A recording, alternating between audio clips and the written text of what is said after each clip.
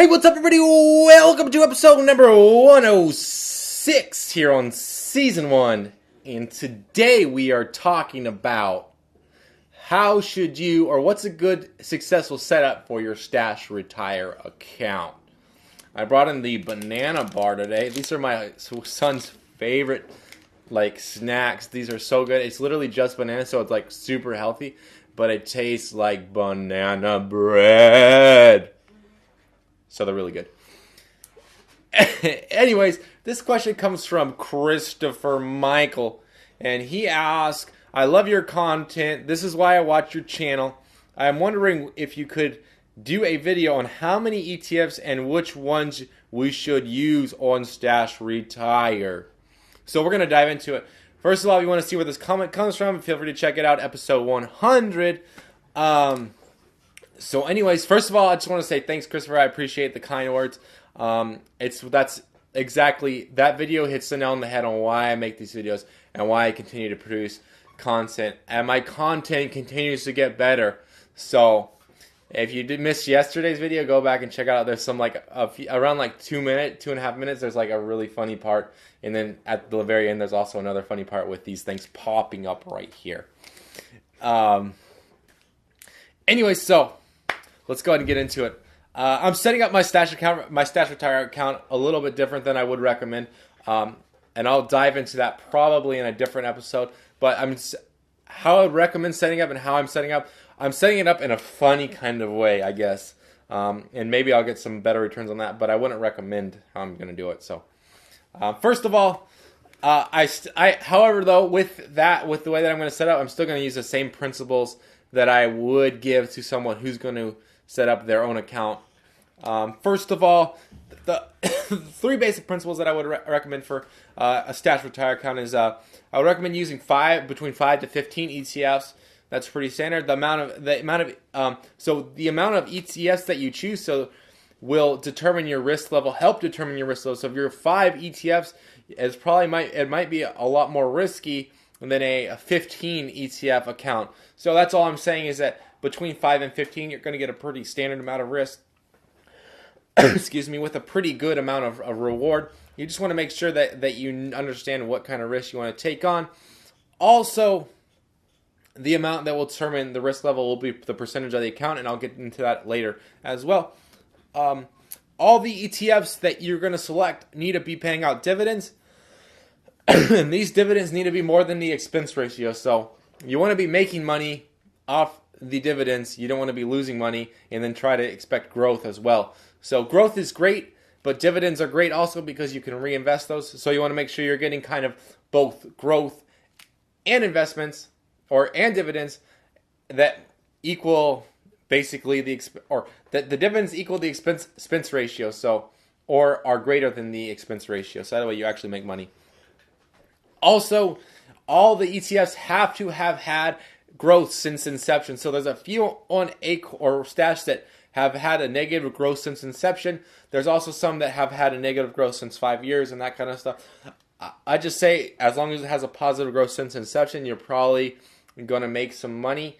But that's, again, past performance does not predict future performance. It's just we like to think it does, and so we base a lot of what we know on past performance to kind of help project future profits. So that's just little snippet in there. Setting out the percentages. So based upon your age is how much I would put into a conservative ETF. So for instance, if you're 20 years old, I would put 20% into a conservative ETF. That could be the conservative mix or Park My Cash. There's Uncle Sam, and there's other ones also that are really conservative. I would suggest, doing one of those at the age level. Obviously, if you want to take a much higher risk, then lower the percentage amount. So if you're like, oh, I'm 20, but I want to take a huge amount of risk, then put 5% into there.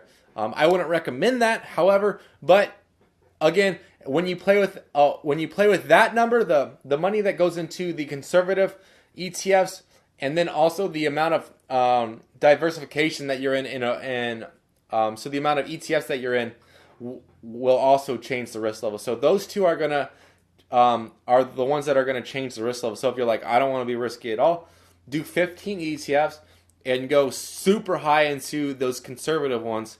I would say don't go over 75% into those. But obviously, if you're like, I don't want to like make sure I don't lose any money or whatever, or make sure that my money is like really protected, then you can go higher than that. I would just not recommend it because you're probably not going to get any growth, or any substantial growth, to be honest.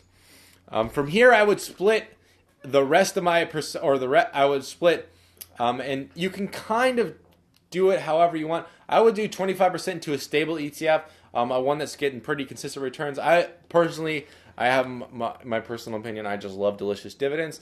But you could do like blue chips, roll with Buffett. There's like the moderate mix or the aggressive mix. There's all those ones as well. But you just want to make sure that you're in a pretty stable ETF. And you could do like 25% into this specific one. However, if you're like, I just want to do an even amount into every single other ETF, that's perfectly fine too. There's nothing wrong with that. And if you were following my plan, then from there I would take the rest of the percent. So it would be, if you were 20, it would be 45% into a conservative type ETF, and then 25% into a whatever specific ETF that's going to be pretty stable, and that would be 45% together. You would have 55% left over.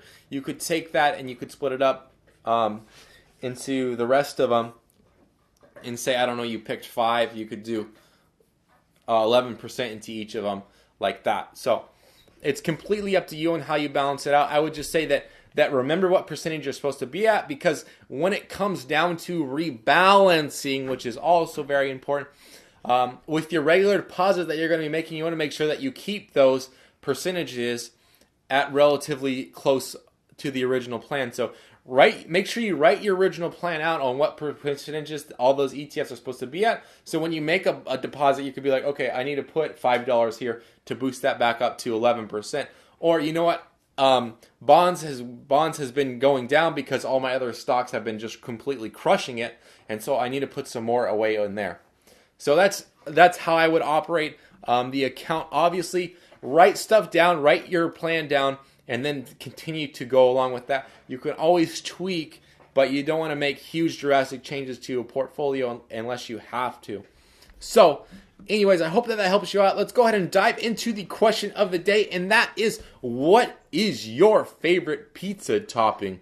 Well, I don't know your specific favorite pizza topping. I can tell you mine, and mine is, honestly, I absolutely love olives on my pizza. I love onions on my pizza, pineapple on my pizza, and I also really like mushrooms and jalapenos. So those are 5.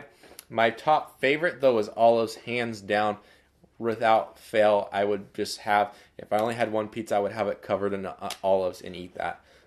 It just sounds really, really, really, really, really, really good.